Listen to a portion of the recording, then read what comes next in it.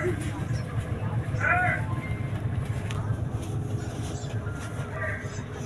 na tayo guys ng Bachelor. Tayo ay Pasurigan. Tayo ay babalik na sa Manila. Yun, dito na tayo sa may Kabadbaran. Parang magkakalat ako dito. Tayo ng double glass King Long.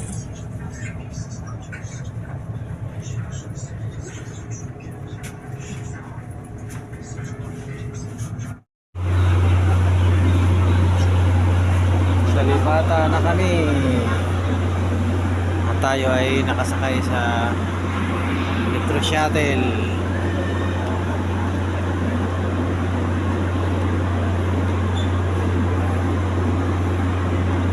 So from Lipata to San Ricardo Fort ang aming daong. Sinira yung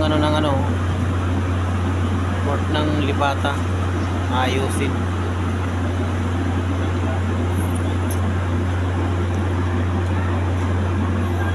Yun. Siyang barko puro mga tracking Yun, sakay tayo ng shoutout sa empleyado ng bus number 952. Yun. Hindi tayo siningil ng empleyado. Kasi tayo ay empleyado din. So, salamat Demis at ino-honor niyo yung empleyado. So, nagpapa-discount sana ako. Pa-discount ako hanggang Sorsogon lang. So, ayaw niya na akong tikitan. Pati sa barko, wala rin akong bayad. So, kanina sa kainan, kumain na rin ako dun sa bayad ako kasi baka sabihin libre ka na nga sa bus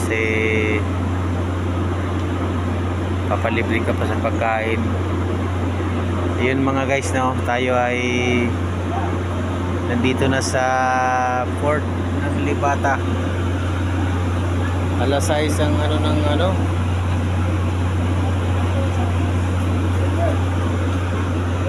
alas 12 pa kami dito sa Lipata Port. Alas 12 ng madaling araw, kaya lang araw ng ng barko, araw ng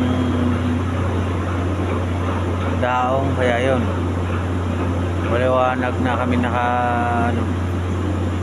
on board. So bali mga isang oras ang biyahe nito from Lipata to San Ricardo Port. Lang mga guys, at abangan na lang natin ang kasunod.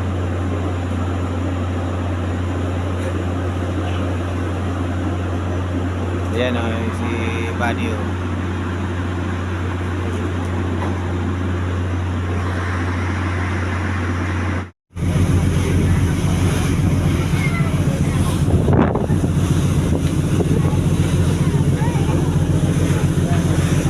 Babay na Mindanao.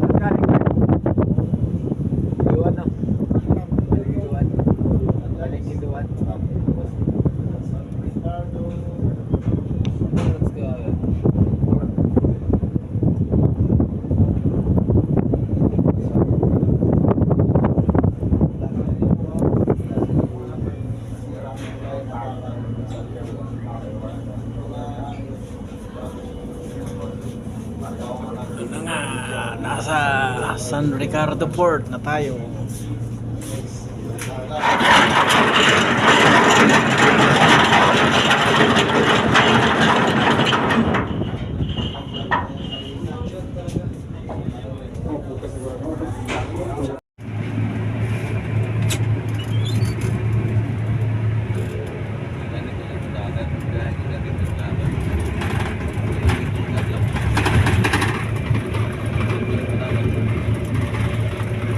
Balik na tayo sa Maynila. Sakay tayo ng Davao Metro Shuttle mga guys.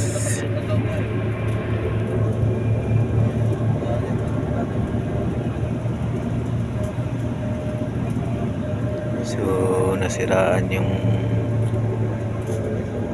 sinakyan namin.